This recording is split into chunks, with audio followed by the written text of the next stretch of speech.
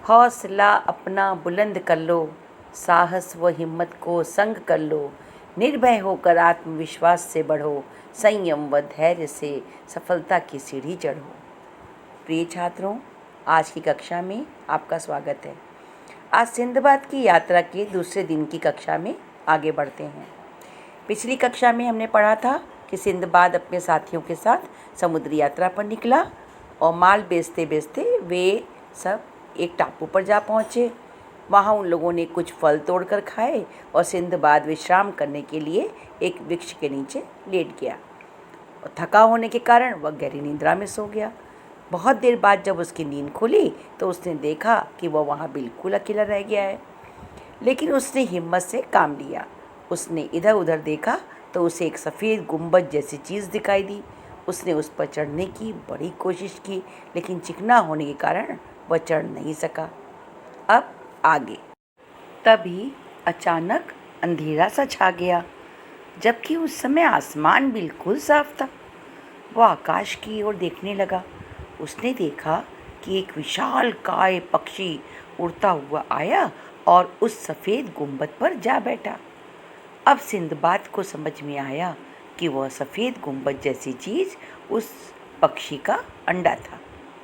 Sinbad बहुत ध्यान से उस पक्षी और अंडे को देख रहा था। पक्षी के बड़े से पंजे को देखकर सिंदबाद को एक उपाय सूझा। उसने हिम्मत करके अपनी पगड़ी उतारी और उसके एक छोर में खुद को तथा दूसरे छोर में पक्षी के पंजे में बांध लिया। प्रातःकाल वह पक्षी सिंदबाद को भी अपने साथ लेकर उड़ गया। वह पक्षी एक ऐसी घाटी पर उतरा जहाँ हीरों की खान थी। सारी घाटी सांपों और अजगरों से भरी पड़ी थी। वह पक्षी शायद सांपों और अजगरों को खाने के लिए ही आया था। सिंदबाद ने अपने आप को उसके पंजे से छुड़ा लिया और एक पेड़ पर चढ़ गया। उसने देखा कि उस पक्षी ने एक सांप को अपनी चोंच में दबाया और उड़ गया। सिंदबाद इधर उधर देख रहा था कि उसकी नज़र एक गुफा पर पड़ी। वह पेड़ से उतरा और उस गुफा के अंदर चला गया।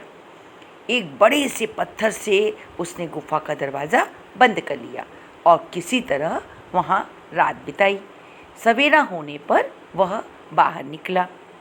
बच्चों, अब इस अंश की व्याख्या करते हैं। तभी एक बहुत बड़ा पक्षी आया।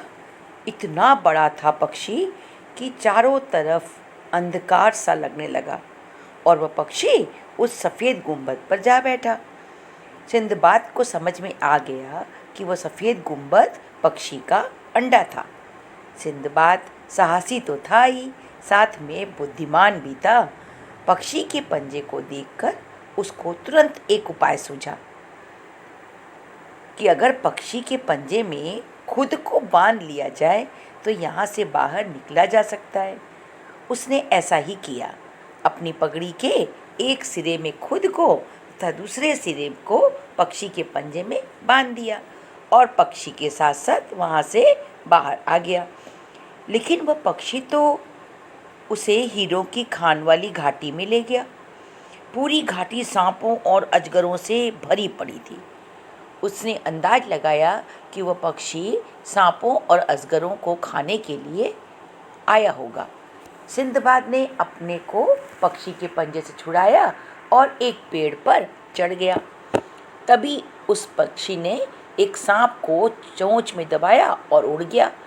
सिंदबाद को कुछ दूरी पर एक गुफा दिखाई दी। वह उस गुफा के अंदर गया और उसने उसका दरवाज़ा बंद कर लिया और वहाँ रात बिताई। दूसरे दिन सवेरा होने पर वह बाहर निकला। बच्चों, आज हम यहीं तक पढ़ेंगे। आगे की कहानी अगली कक्षा में पढ़ेंगे।